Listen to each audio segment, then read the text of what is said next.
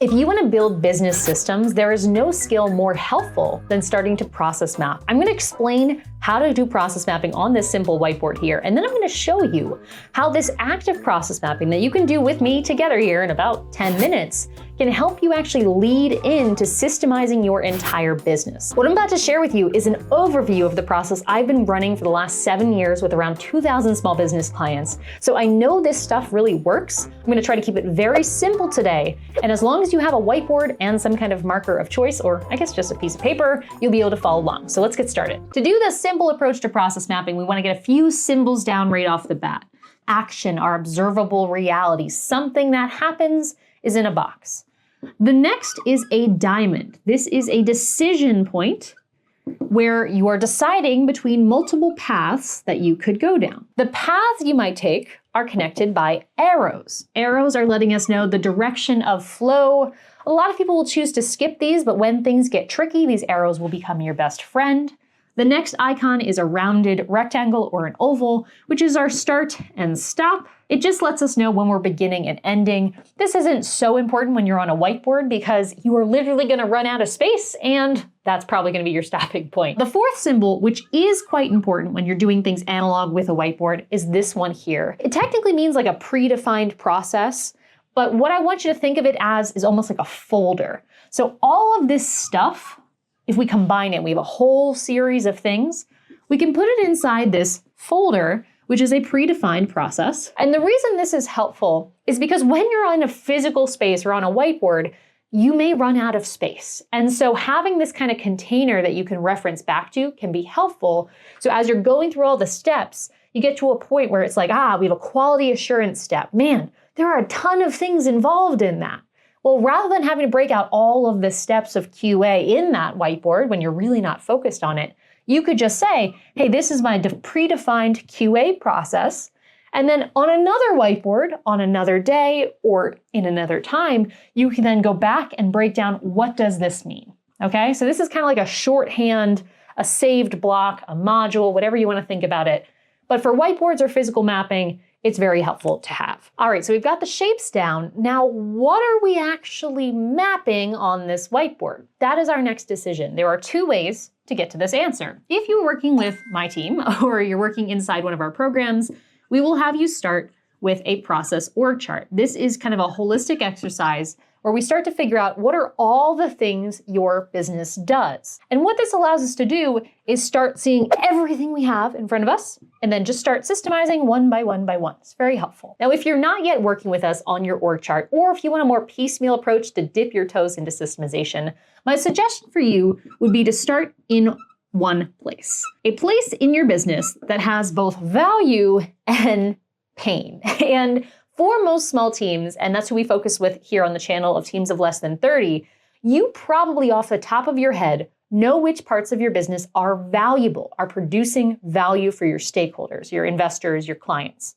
You probably also know which areas are being a pain in your ass because you're not able to delegate them, they're not getting done right, they're causing mistakes. You know both of these areas. So all I want you to do is ask yourself which areas in your business have both of these things being true. They're both valuable and a pain in your butt. Whatever those areas are, pick the most painful and the most valuable, and we're going to start with there for process mapping. Once you pick your area, the next question is, what is the scope we want to focus on? What is the start and what is the stop of what we're looking to map today? So for me, I might know that, man, the area that's really valuable but really painful is around the negotiation of a sale into the onboarding. Once we have the project plan set, things feel pretty good. So that's my indicator that that's probably where I want this process to stop. So for me, I want to focus from book a call to project created. That is the area that is producing a lot of value, but is pretty painful. And I'm just going to call this the sales to onboarding area in my business for one particular service. Now, the distance between these 2 points is what I'm going to be process mapping today. And the distance here is going to tell me how detailed I need to be. In general, the first time you process map, what we want to break it down to are measurable, delegatable actions. So let me give you an example. As we go through the process of booking a call, having a sales call, following up on the sales call, sending your proposals, yada, yada, yada, yada, We want to keep our process map at that level of detail. So each step that I've given here is something that's a discrete action that probably would be its own task, could potentially be owned by its own person, and that is the size of box I want to make. Let me give you an example of what that might look like. A good step in this process might be attend the sales call, okay? That is a step. What we don't want to have broken out is say hi on the call, then establish rapport on the call, and then ask questions on the call. And you know what I mean? We don't want a minute by minute breakdown. We don't want a click by click breakdown. What we want is observable actions that are going to take about one work session, which could range from 20 to 90 minutes. And that is the level of detail we want in the actions that help us bridge this gap. But anyway, I'm getting ahead of myself. We'll see more of that as we get into the example. We've established our start and our stop. So we have our scope. We have our name for this as two. This is going to be our sales and onboarding combined flow for one service. Now, once we clear off our board, we're ready to start actually process mapping. Woohoo! So to get started, we are going to write our first step inside a circle, which is book call.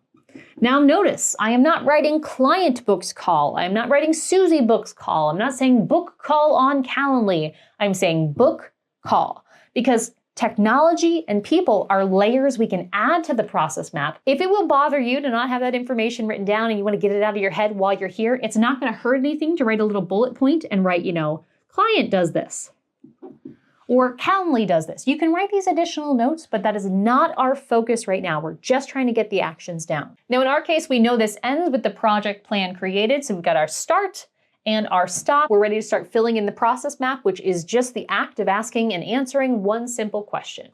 What happens next? That's it. So client books a call. What happens next? From here, a confirmation email. And again, I don't need to write what is sending it, who receives it, anything, just that there's an email. And if I want to leave a note because I want to make sure I don't forget something, I can write it here. Once we have this step, we want to ask ourselves once again, what happens next after the confirmation email? Are there reminder emails going out? If there is nothing, guess what? We move right on to the next step, which is the call happens. Voila. What happens when there's a delay? In some schools of process mapping, in the more official route, you'll see a half circle icon come up here to say, hey, there's a delay, or we need to wait until, these different moments. My approach, and what I'd suggest you to do, is to keep it a little bit more simple. Rather than introducing more symbols, I want you to think about the purpose of the delay. Is the delay in and of itself a valuable action? So in the case of baking bread, the delay of waiting for the bread to rise is an important step in the process. If that's the case for you, then we want to make sure that delay, or waiting for the dough to rise, is in here. Now, in the case of a sales call or most other processes, is there a value to be generated between the confirmation email and that call? No. The delay is there. Yes, we could start to worry about that if we want to. But right off the bat on our first process map, if it's not having an active effort, I would not bother mapping it. So instead, my next step will be call. Not wait for a call, just call. Now, once we have our call in here, we're going to return to our question of what happens next. And at this point, we might arrive at a decision point. We might have one of two things happen depending on how the call went. So what we want to write here is what is the question that will allow us to know which path we're on. In this case, the question might be, is this person a good fit? That could be the question we ask ourselves. If yes, what do we want them to do? We want to make sure we're writing the word yes here. And if no, what else would we like them to do? Yes and no are going to be the most common paths you see off of a decision point. But in your business, it's okay if there are other options as well. The only rule is that they are mutually exclusive, so they cannot have any overlap. Once we have this decision point in, we want to ask ourselves what happens next in each scenario. I like to follow the yes, or like the preferred path, and we'll keep working on that till we reach the outcome. Then come back to our deviation and talk about that, because I like to have my yes path go all the way straight across, if I can, on a whiteboard, or at least up. And then things that are deviations that are taking me away from where I want to go, I like to go down to let me know that, hey, this is not the path I want to go on. So that way I can see desired action and non-desired action visually on the map. Again, it's nice to spread these out, but when you're on a physical whiteboard, just make do with the space you have. It's okay if it's ugly. What matters is you get it out of your head. Now, for the sake of example, I'm going to fast forward through completing the rest of this map. All right, so fast forward. I've finished my process mapping. For this very simple process, you can already see how this has a lot of arrows going all over the place and it can feel a little chaotic. But if you are someone who is a physical whiteboarder, I'm assuming you kind of slightly embrace that chaos because that is the beauty of the whiteboard. What I want to do now that I think I'm done is do a few checks. Number one, do all of my steps connect to the end point in some way? So the preferred path, if I have all the desired outcomes, do I reach the outcome? Start to end. Yes. Check. Second check, do all of my diamonds have mutually exclusive paths that are labeled? So let's just look at this. Ooh, we see an arrow right here. Are they a fit yes or blank? Now, I could assume that means not yes, but let's be clear. We're going to change this to no. Check the other ones here. Yes, reply, yes, no. Yes, no, that one's good. Yes, no. We want to make sure that all of our diamonds have these details added in. Step 3, we want to look at this map, go through the steps in our head as if we're doing it and say, is there anything that I am doing or the client is doing, in this case, because it's client facing, that is not reflected on here? So go through the steps, 1, 2, 3, yep, nope, okay, this looks like everything. If we do catch something like, we send a reminder email, add that baby in. It is okay that this isn't going to be a beautiful map. It will be by the time we're done. What's important is getting it out of your head and adding those steps in. Now, the next thing we want to do is look at this and start to identify anywhere where we want to dig deeper. Now, you can see I already have some spots flagged on my map, like this one here, where I have this kind of double box icon. We talked about that at the beginning. This double box icon is referring to kind of a process inside a process, an area or a folder where we could zoom in if we could double click on it and see more details. Because we're process mapping on a whiteboard, any of these kind of zoom in moments we want to make a note of. My suggestion to you would be to grab a notebook and write down the name of any of these kind of double click areas. So for this could be my no fit process. I want to eventually break this down. I don't want to forget about it. So I'm going to write it in my notebook. All of these ones that we're writing down are just things to add into the running for future process mapping. For our next map, we also want to prioritize by painful and value. And if these things happen to be more painful and valuable than the other areas we had in mind, by all means, we could map them next. There's really nothing else we need to do for this particular process map than to take a picture and make sure that in our photo, we can clearly see the start and the stop. And if at all possible, maybe we want to do this with our whiteboard marker, write a name for this map. So we might say sales to onboarding for me. Yours might be fulfillment. Yours might be testimonial capture, whatever you want to call it. Doesn't matter at this point, just get it on there. And then we've started to define the major actions. Now that you've got this process mapping journey down, you're going to repeat this exercise for as many functions as your business as you would like to start getting them out of your head. But let me take a pause here and show you how this will connect to where we're going to take this information in the future. So, like I said at the beginning, when we work with clients, we tend to map out their entire organization first, all of the processes, all the functions, what are they? And then from there, we start filling them in. What you're doing by doing this self-directed is that you're focusing on filling in the pieces first, which is fine. There are going to be pieces you miss, we'll catch them. And those missing pieces are what we'll fill in when we work together, or as you go through this exercise, you might catch them yourself. But that is where we're at. But regardless of how you get there, you filling in these steps and process mapping is you defining what your business does. When we fill in all the gaps and we make sure them work together, we're going to move on to uncovering why we do what we do. That's kind of our order. We've got what here, why here.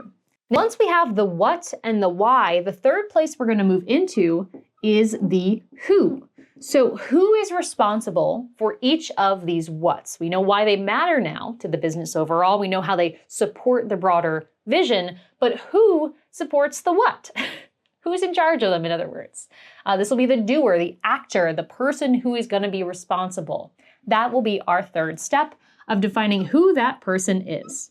From there, we're going to try to make it tactical. Because if we stop here, all of the what and the why is going to live inside this person's brain. And that is great until that person leaves the team, gets hit by a bus, gets old, dies, quits their job, or any of those. The only thing we can guarantee about human beings in your business is that eventually they will not be there. So, to avoid the potential crisis of losing that who unexpectedly, we're going to move on to step 4, which is the when. By the way, this whole framework I'm teaching here is something we work with clients inside our Foundations program on. So if you'd like help going through this full exercise, and you're just ready to finally systemize your business, go ahead and find the link in the description below. We can work together and take care of this whole thing. This is when we're gonna start breaking down the ownership into tactical actions, delegatable units, using the what you've already defined. So for example, in my case here, I was talking about sales calls. Well, when are the sales calls? When booked. For you, you might have made a process map of shipping orders. Well, when does that happen? That might be daily. For other people, they might have done their annual process of tax preparation. When does that happen? Annually. In fact, most processes in your business will be a mix and match of seasonal triggers and triggers by outside events. What matters is that we write that down, because already just having that when recorded will make the lives of your doers easier, because now they don't have to memorize, oh, when do I have to prepare our annual report? They know it's the second week of November. They don't have to memorize, when do I give a client a status update? They know it's every Thursday at 12 p.m. We are already reducing the pressure on this who and making their job more sustainable by getting just this down. But we are not done, because there is one more step here, and I've got to find my right marker, the how. And this how is when we get full brain freedom, meaning if this person goes on vacation, it's completely okay as soon as we get this how piece down. And how is where we start talking about instructions. So if you remember, when we were process mapping, I told you, hey, don't write too many details. You don't have to make too many bullet points. Keep it high level, because what I wanted you to capture is what happens. And by capturing it, you'll probably also tell us a little bit about when, probably tell us a little bit about why. We'll start capturing all these pieces. But I don't want you to go into the details of how on that process map, because frankly, there's no whiteboard big enough. So once we go through all this, we're gonna loop back to the how. And for this how step, we're gonna focus on instructions, templates, examples, playbooks, anything that we need to allow any who to achieve the what in order to get the why. This is sounding like a Dr. Seuss thing. But one thing I wanna shout out about this how part is that this is not stuff created by you. We've talked about process mapping, right? I want you to process map. Wonderful. But unless you are the person responsible for this process long-term, you're done. You don't have to do anything else here, because it is your who that is responsible for defining the how and when. So this is kind of your handoff point. And once we define the who, they take the rest of it from here. So the who, your assigned owner, will be in charge of creating the SOPs, the instructions, the templates. Your job is to give them anything they don't already have, and that's it. So if your who is a super junior team member who has never done this thing before, you're giving it to them, but this is literally the first time they've heard of it, what that might look like, whoops, as I drop my marker, this is you right here. You are talking and educating your who on how to do each of the things they need to do. You are telling them everything they need to know, and they are writing it down and writing down the interval. They are doing that. You are giving them the information. They are applying the information to tools for their future selves. If your team is already quite knowledgeable, they already know all that they need to know, congratulations, you don't have to be involved in here at all. They can take it from there. If you are in a situation where you are the who, you are owning this process into the future, such as, your strategic planning. That's a process in here. You want to own that now and in the future. Fabulous. Then you are the who. Now, one more situation that might come up. What happens if you have a process that you know is important and you have someone in charge of it, but no one knows how to do it? It's something new. Maybe it's something like a financial regulation you have to adhere to, but it's brand new. No one knows how to do it. Well, guess what? Just like you were whispering in your team's ear to train them on something so they could take ownership, there are many experts on the internet who will tell you things about stuff. Just, hypothetically speaking. So in that case, if you don't have the knowledge in-house, you can find it externally through consultants, YouTube's, books, any resource out there. That will be your input. to give your who enough to dig in to the how and the when. Now, at this point, you might be thinking, all right, this all sounds great, having the who do all of this stuff, but like, what if they don't do it right? And I'm gonna be honest with you, especially if you are whispering in the ear of your who, they're taking on a new area, there will be areas where you tell them things, they write them down, and then they do them, and then something still isn't right. But that's okay, because what we have established, I don't know how this happened, because what we've established is this cyclical process of information, info, going into a person, and informing a process of when it happens and how it happens. So the new information at first is you teaching the person the thing. Awesome. That feeds into the cycle. But in the future, the information being fed in might be you catching an error. You might say, hey, Johnny, you packed this order. You totally screwed it up. Here's what it's supposed to look like. Here's what it looks like now. Fix it. So Johnny's going to take that info and say, okay, here's what went wrong. So I need to change my instructions, and I might need to change my interval of doing the activity to make sure that info is incorporated. You see how we're building a process for building processes. We're empowering Johnny to take ownership so that you or the universe or YouTubers or whoever, all we need to do is get a vessel of information capture. We need to make sure Johnny sees the metrics, make sure Johnny hears our feedback, make sure Johnny sees mistakes. And as long as we have that input continuously flowing, these steps of improving the how and when will continuously improve as well. Which, by the way, this continuous process cycle is something you will be able to measure and see, because all of this activity is something that, especially if you work with us, you are going to have at your disposal all within one tab of your browser. We will make sure of that. That's one of the things we do in every project. And so you'll be able to see this whole process happening. And it all starts with us understanding what actually happens. By the way, if you're enjoying this, please like and subscribe and share this video with someone you know in your network who could use a little bit of help building business systems. Thanks for watching and enjoy the process.